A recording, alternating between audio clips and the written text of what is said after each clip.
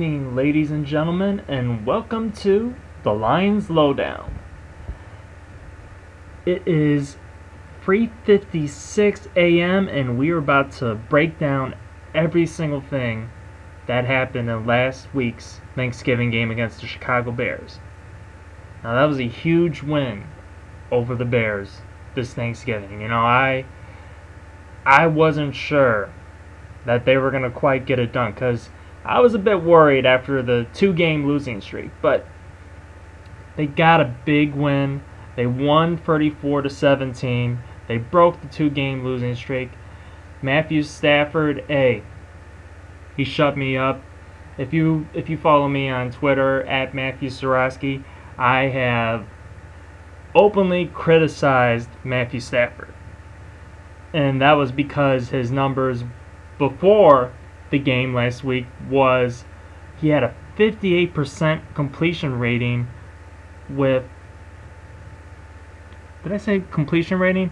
I mean 58% completion percentage with 13 touchdowns and 10 interceptions. Now those numbers are mediocre, but he kind of made it up to me last week by going 34-45 for 390 yards, 2 touchdowns, and most importantly, 0 picks.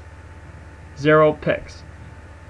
And I was saying on Twitter before that I would take Jay Cutler over Stafford was because of those previous numbers, because previously, before the Thanksgiving game, Cutler had like a 66% completion rate for 22 touchdowns and 12 interceptions. Now he's thrown more picks, but still his numbers are just like more up there. They're less mediocre. But thanks to last week's game, Stafford's numbers are less mediocre as well. Hopefully he can keep on pace, and maybe he can have a decent season where he throws, at minimum, I'm hoping at least,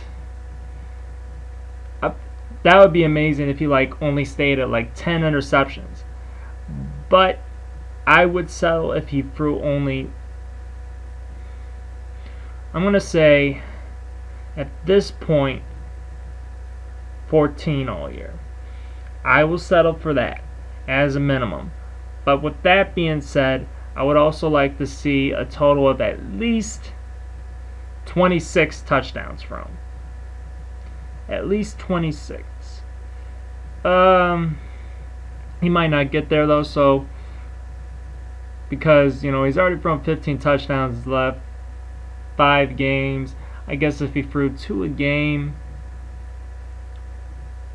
actually 4 games left. If he threw 2 a game, that's 8. So at least 23. At least 23.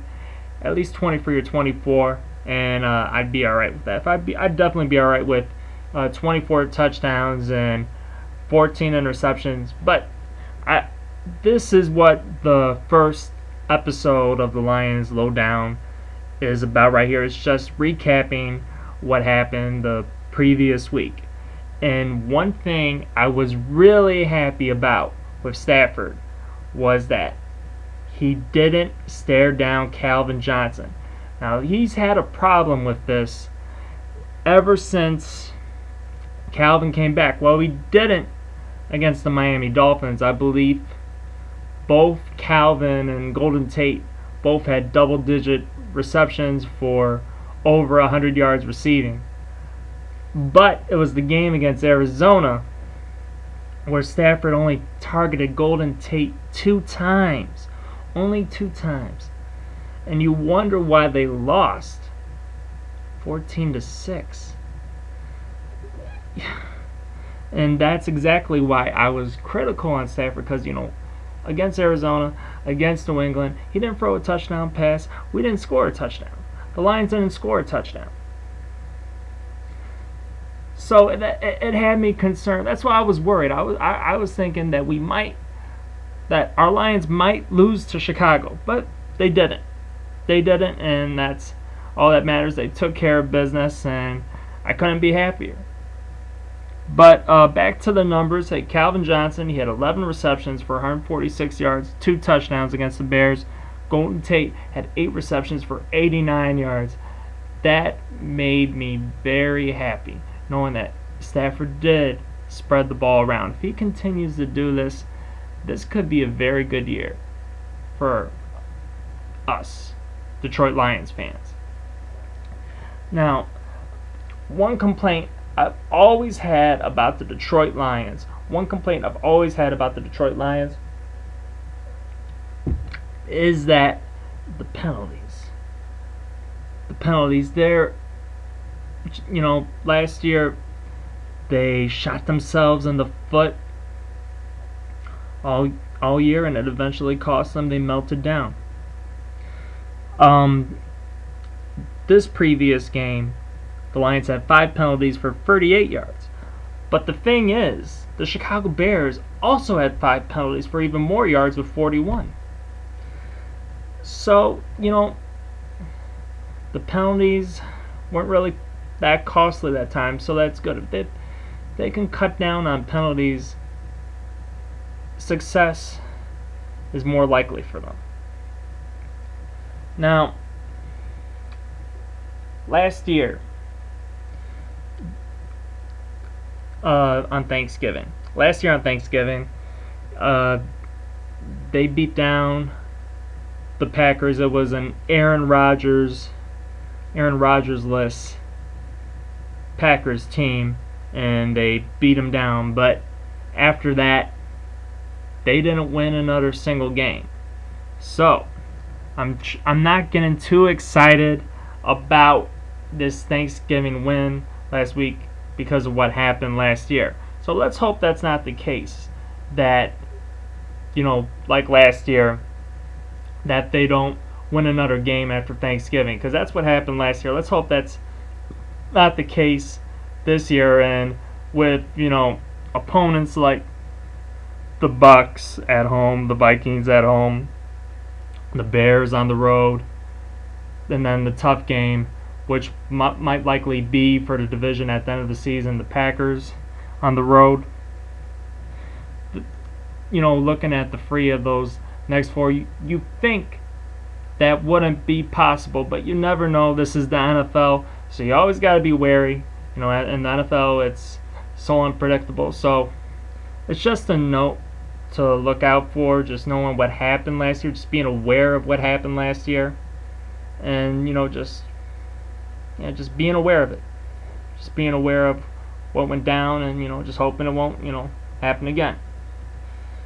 Because us as Lions fans, we always have felt like the team has been cursed. So we try to hope that that's not the case, that they're not really cursed, and that they can win. Because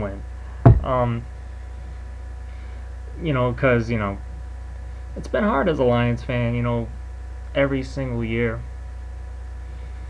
seeing the team disappoint for quite a while, hoping that finally that they'll turn around. I mean, here I go into a speech right now, but it's like the Detroit Tigers, in the 90s. They were horrible.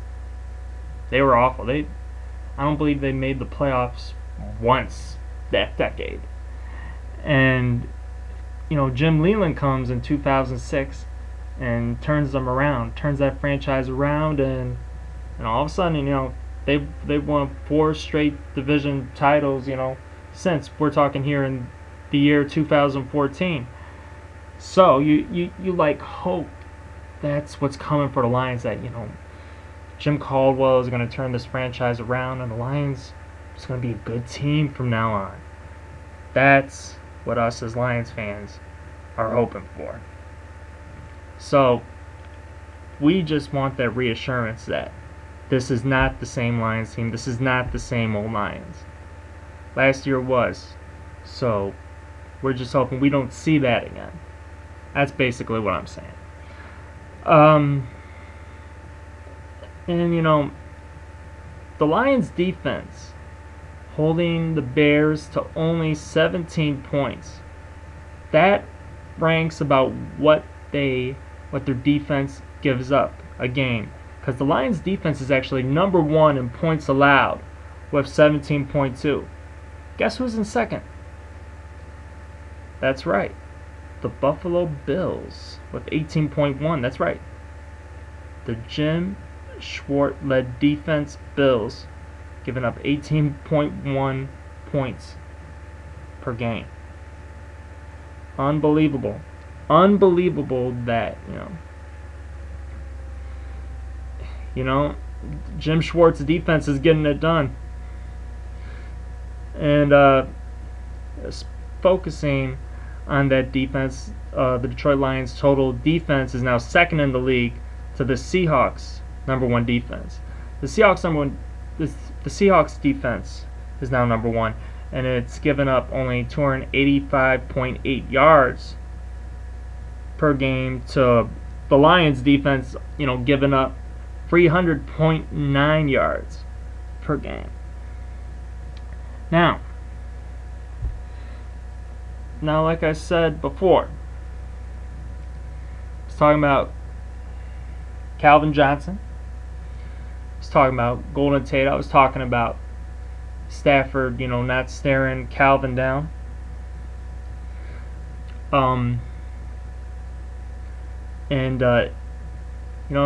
I just wanted to focus back on Calvin Johnson, because there's been a lot of talk saying that, oh, he's washed up, he's past his prime, and then Calvin shows out for you like that. 11 receptions, 146 yards, 2 touchdowns.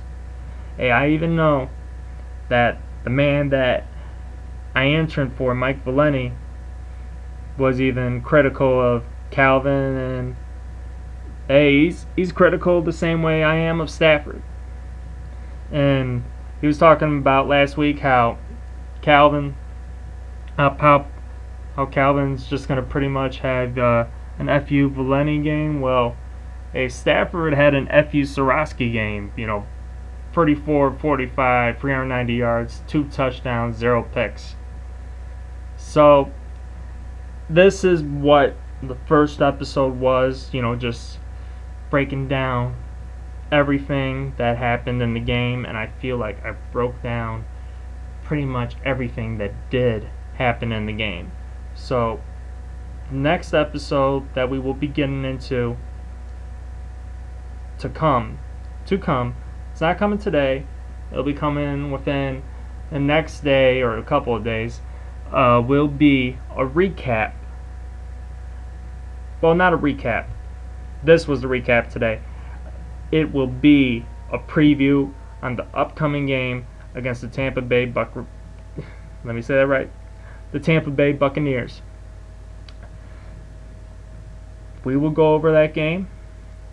We'll break it down. We will look at the numbers, and possibly make a prediction on what will happen in that game. But with that being said, this is the first ever episode of the Lions Lowdown. And I want to thank you for joining me in this first edition. Stay tuned. We got a couple more great editions. Coming up. Everybody, have a good night.